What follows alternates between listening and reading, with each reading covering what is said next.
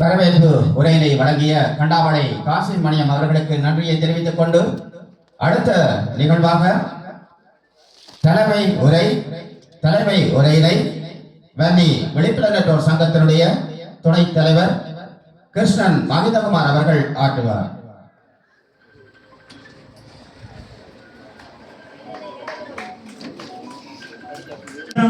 எழுதி விழிகளால் பார்த்து வாசிப்பது என்பது மிக கடினமான காரியம். ஆகவே என்று எங்களுடைய முக்கியஸ்தர்கள் அல்லது வரவேற்பாளர்கள் பகுதியிலே திரு தீபச்செல்வன் அவர்களும் வருகை தந்திருக்கின்றார். இளம் எழுத்தாளர், பல படைப்புகளை படைத்திருக்கின்றார். அவரும் இங்கே வருகை தந்திருக்கின்றார். இது போன்ற பலர் இங்கே வந்திருக்கின்றார்கள். ஆகவே நீங்கள் குறை நினைக்காதீர்கள். இது போன்ற பலர் இங்கே வருகை தந்திருக்கின்றீர்கள். மிக முக்கியமான காரணம் அதுதான், நாங்கள் வெளி இழந்தவர்கள் விவரமாக எழுதி அந்த விழிகளால் பார்த்து உங்களை வரவேற்பதிலே சற்று சிரமம் இருக்கின்றது. ஆகவே நீங்கள் ஏற்றுக்கொள்வீர்கள் என்ற ஒரு நம்பிக்கை இருக்கின்றது. தொடர்ந்து இன்று வன்னி விழிப்புணர்வோர் சங்கமானது வன்னிநாதம் இந்த இசை சங்கமத்தினை நடத்த இருக்கின்றது. இந்த இசை சங்கமத்தை ஏற்பாடு செய்து தந்திருக்கின்றார்கள். நாங்கள் அவன் இன்றி அணுவும் அசையாது என்பது போல் இந்த வன்னிநாதம் இசை சங்கமத்தினை நாங்கள் இன்று சமர்ப்பிக்கின்றோம் என்றால் அதற்கு மூல காரணமாக இருப்பது லண்டனிலே இருக்கின்ற திரு ராஜன் அவர்கள். அத்தோடு இதற்கு உறுதுணை வழங்கி இருக்கிறார்கள் தாயக மேம்பாட்டு செயற்பாட்டு செயலணியினர். அவர்களோடு இணைந்து இந்த எங்களுடைய மதிய நேர உணவிற்காக எங்களோடு தோள் கொடுத்துக் கொண்டிருக்கின்ற லண்டனிலே வாழ்ந்து வருகின்ற வளர்ந்து வருகின்ற தொழில் அதிபரான நாகேந்திரம் பிரதீபன் அவர்கள் மற்றும் உள்ளூர் உதவியாளர்களும் உதவி இருக்கின்றார்கள். அந்த வகையிலே எங்களுடைய மகேந்திரம் ஸ்டோர் இரணமடையில் இருக்கின்ற மகேந்திரம் ஸ்டோர் வைஸ்டோன் போன்றவர்களும் இதற்கு உதவி இருக்கின்றார்கள். ஆகவே அவர்களை முதற்கண் நாங்கள் நன்றி கூற கடமைப்பட்டிருக்கின்றோம். இந்த தலைமை உரையிலே அவர்களுக்கான நன்றி உரையை நாங்கள் வழங்க இருக்கின்றோம். அவர்கள் இன்றி இந்த இசை சங்கமானது அரங்கேறுவது என்பது சாத்தியமில்லை. அவர்கள் தான் இதை இன்று இயக்கி இருக்கின்றார்கள். அந்த வழியிலே நாங்கள் இதை இயக்கி இருக்கின்றோம். ஆகவே அவர்களுக்கு நாங்கள் முதற்கண் நாங்கள் நன்றியை தெரிவித்துக் கொண்டு இதுபோன்று சரீர ரீதியாக உதவியவர்களும் பொருளாதார ரீதியில உதவியவர்களுக்கும் நாங்கள் இந்த நேரத்திலே நன்றியை தெரிவித்துக் கொண்டு இன்று இந்த வன்னி விழிப்புணர்வோர் சங்கமானது வன்னிநாதம் இசை சங்கமத்தினை நடத்த இருக்கின்றது. இதனுடைய நோக்கம் என்ன உங்களுக்கும் தெரியும். சமத்துவம், சமநீதி, சம உரிமை, சம தர்மம் என்பவற்றை காலிலே போட்டு மிதித்து ஆங்கிலேயர்கள் உருவாக்கிய அந்த அடிமை சாசனத்தின் வழியே தமிழர்களை அடக்கி ஆள நினைத்ததால் எழுந்த யுத்தத்தினால் பார்வை இழந்து போன ஒரு சமூகம் இங்கே இருக்கின்றது. பார்வை இழந்து போன அந்த சமூகத்தை உலகறிய செய்ய வேண்டும் என்ற ஒரு நோக்கம் இருக்கின்றது. அந்த மக்களோடு இணைந்து நமது வடக்கு கிழக்கு மாகாணங்களில் உள்ள அந்த யுத்தத்தினால் பார்வை இழந்தவர்களை இணைத்து அத்தோடு வன்னியிலே பிற காரணிகளை பார்வை இழந்தவர்களையும் இணைத்து இந்த வன்னி விழிப்புணர்வு சங்கமானது செயற்படுகிறது. அதாவது இந்த பார்வையற்ற சமூகத்திற்கும் இயலுமான பொழுது சாதாரண சமூகத்திற்கும் உதவி வருகின்ற நமது சங்கமானது இந்த பார்வையற்ற சமூகத்தையும் சாதாரண சமூகத்தின் நீரோட்டத்தோடு பயணிக்க செய்ய வேண்டும் என்ற நோக்கில் பல்வேறு செயற்திட்டங்களை முன்னெடுத்து வருகின்றது. அந்த சமூகத்திற்கு ஒரு கட்டமைப்பு இருக்கின்றது. அந்த கட்டமைப்பின் ஊடாக செயற்திட்டங்கள் முன்னெடுக்கப்படுகின்றது. இதனை உலகறிய செய்ய வேண்டும் என்ற ஒரு நோக்கத்தோடும் அத்தோடு எங்களுடைய இந்த யுத்தத்தினால் அங்கவீனம் அடைந்தவர்கள் அத்தோடு எங்களுடைய இயற்கையினால் வேறு பாதிப்புகளால் அங்கவீனம் அடைந்தவர்களிலே சிறந்த இசையமைப்பாளர்கள் இருக்கின்றார்கள், சிறந்த பாடகர்கள் இருக்கின்றார்கள். அவர்களையும் நாங்கள் ஊக்குவிக்க வேண்டும். அவர்களுக்கு ஒரு வாய்ப்பை ஏற்படுத்த வேண்டும். அதற்கு இந்த மேடையினை ஒரு வாய்ப்பாக அமைத்து கொடுக்க வேண்டும்.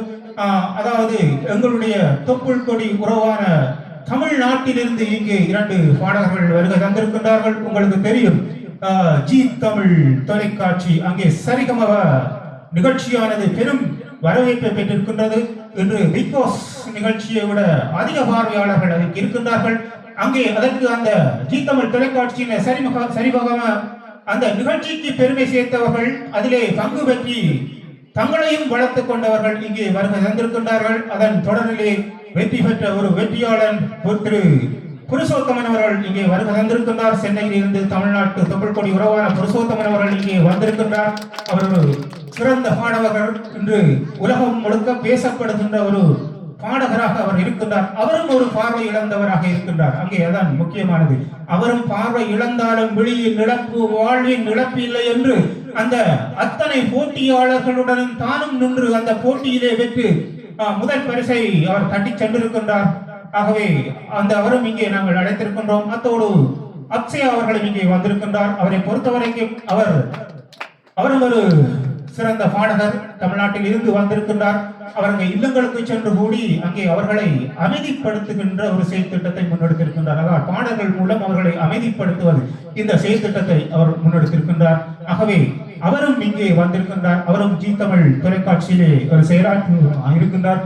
உங்களுக்கு தெரியும், இந்த ஜி தமிழ் தொலைக்காட்சியானது இந்த சரிகமக நிகழ்ச்சியிலே எமது தாயகத்து உறவுகளையும் இணைத்து இன்று நிகழ்ச்சி நடத்தி கொண்டிருக்கின்றது. தற்சமயம் கூட சுவிஸில் இருக்கின்ற எமது புலம்பெயர் உறவு ஒருவரையும் இணைத்து இப்பொழுது பெரும் பரபரப்பாக அந்த நிகழ்ச்சியினை நடத்தி கொண்டிருக்கின்றார்கள். இப்பொழுது வாய்ப்புகள் கொடுத்திருக்கின்றார்கள். எதிர்காலத்திலே எங்களுடைய இந்த இளம் பாடகர்கள், எங்களுடைய வன்னி விழிப்புணர்வு சங்கத்தில் இருந்து வருகின்ற அந்த பாடகர்களுக்கும் அந்த வாய்ப்பு கிடைக்க வேண்டும் என நாங்கள் எதிர்பார்த்தும் நாங்கள் இந்த நிகழ்ச்சியை நடத்துகின்ற ஒரு நோக்கமாக இருக்கின்றது. அவர்களையும் எங்களுடைய இந்த பாடகர்களையும் உலகறிய செய்ய வேண்டும். எங்களுடைய இந்த காப்பகத்தில் கூட எங்களுடைய பயனாளி ஒருவர் இருக்கிறார், சுடர் என்ற ஒருவர் இருக்கின்றார். அவர் கூட இன்று 5 பாடல்களை தானே தனது முயற்சியிலே எழுதி, அவர் 2 கண்களும் பார்வை இழந்தவர், ஒரு காலினையும் இழந்தவராக இருக்கின்றார். சோர்ந்து போகாமல் 5 பாடல்களை தானே உருவாக்கி இன்று அதன் தொகுப்பினை இன்று வெளியிட இருக்கின்றார். இப்படியான முயற்சியாளர்களும் இங்கே இருக்கின்றார்கள். எங்கள் ஊரிலும் நிறைய கலைஞர்கள் இருக்கின்றார்கள் என்று பார்வதி சோழம் அம்மாவுடைய இங்கே வந்திருக்கின்றார்.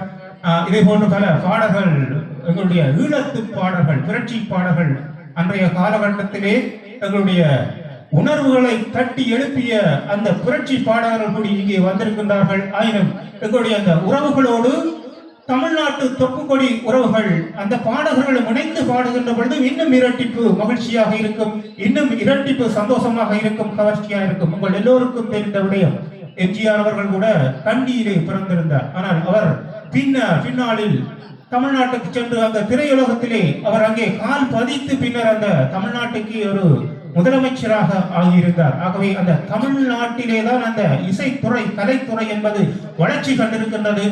அதை ரசிக்கின்ற மனநிலை என்பது பெருமிதமாக இருக்கின்றது, பெருவாரியாக இருக்கின்றது. இன்று இலங்கைக்கு, ஈழத்திற்கு எங்களுடைய தொப்புள் கொடி பாடகர்கள் இங்கே வருகிறார்கள் என்றால் இன்று அதை உற்று நோக்குவதற்கு, அதை பார்ப்பதற்கு எங்களுடைய மக்கள் ஆர்வமாக இருக்கின்றார்கள். அந்த ஈர்ப்பு என்பது அந்த தமிழ்நாட்டு தொப்புள் கொடி உறவுகளிடத்தில் தான் இருக்கின்றது. அங்கே அந்த உறவுகளின் இசை, அந்த பாடல், அவர்களுடைய அந்த ரசனை இங்கு வெகுவாக கவர்ந்திருக்கின்றது. அவர்களோடு இணைத்து எங்களுடைய இந்த பாடல்களையும் பாட வைக்கின்ற பொழுது அவர்களுக்கு ஒரு அரிய வாய்ப்பாக அமைய பெறுகின்றது. அவர்கள் ஊடாக இவர்களும் தங்களை வளர்த்துக் கொள்ள முடியும். அந்த வகையிலே இன்று சில்விசா அவர்களும் வந்திருக்கின்றார். அவரும் இன்று ஜி தமிழ் போட்டியிலே பங்கு பெற்றி இன்று பிரபலியமாகி இந்த ஈழத்து கோயிலாக இன்று சிறகடித்து பறந்து கொண்டிருக்கின்றார். அவரும் இங்கே வருகை தந்திருக்கின்றார். இவர்களோடு எங்களது இந்த பாடல்களை இணைத்து இந்த இசை சங்கத்தை நடத்த வேண்டும் என்ற ஒரு நோக்கத்திற்காக நாங்கள் இதை செய்திருக்கின்றோம். அதாவது ஆன்மீகப்படுத்துவது.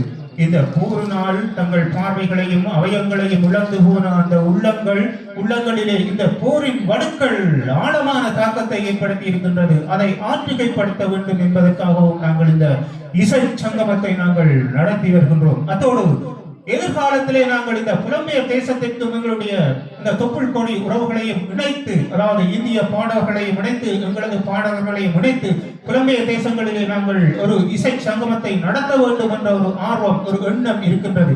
ஏனென்றால் எங்களுடைய இந்த வன்னி விழிப்புணர்வு சங்கமானது 278 பார்வையற்ற குடும்பங்களை தாங்கி இருக்கின்றது. அதே நேரம் 200 இப்பொழுது தற்சமயம் 200 கல்வி இருக்கின்ற மாணவர்கள் இருக்கின்றார்கள். அதோடு எங்களுக்கு காப்பகம் இருக்கின்றது. இவ்வாறு நாங்கள் பல்வேறு செயல் திட்டங்களை நாங்கள் முன்னெடுத்து வருகின்றோம். இந்த திட்டங்களுக்காக எங்களுக்கு நிதி தேவைப்படுகின்றது. இதற்கான ஒரு வருமானம் ஈட்டுகின்ற ஒரு செயல் திட்டமாக நாங்கள் இந்த இசைக்குழுவையும் பயன்படுத்த முடியும்.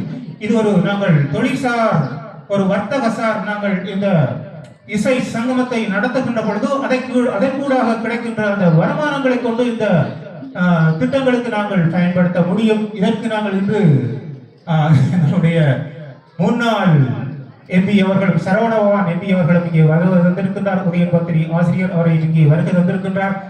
இந்த சந்தர்ப்பத்தை பயன்படுத்தலாம் என்று நாங்கள் நினைக்கின்றோம். அவர் முன்னிலையிலே நாங்கள் கேட்டுக்கொள்கின்றோம். உங்களுக்கு வெளிநாடு சென்று வரக்கூடிய வாய்ப்புகள் இருக்கின்றது. நாங்கள் அனைத்து செலவையும் நாங்கள் பொறுப்பேற்கின்றோம். அங்கே நாங்கள் புலம்பெயர் தேசத்திலே ஒரு இசை கச்சேரி ஒன்று நடத்துவதற்குரிய, அதாவது உங்களுக்கு தெரியும், இந்த எம்பசிக்களால் போறது என்பது ஒரு கடினமான காரியம். அங்கே திருவலியமானவர்கள் அல்லது முக்கியஸ்தர்கள் போகின்ற பொழுது, அவர்களை இணைத்துக் கொண்டு போகின்ற பொழுது எங்களுக்கு அதை சுலபமாக அங்கே சென்று அதை கச்சேரி நடத்தக்கூடிய வாய்ப்புகள் இருக்கின்றது. ஆகவே நாங்கள் அன்பாகவும் அன்பு உரிமையோடும் நாங்கள் கேட்டுக்கொள்கின்றோம். அவரும் எங்களுடைய இந்த தமிழ் மக்களின் முன்னாள் நாடாளுமன்ற உறுப்பினராகவும் இருந்திருக்கின்றார். இந்த பார்வையற்ற சமூகத்திற்காகவும் அவர் செய்ய வேண்டிய ஒரு கடப்பாடு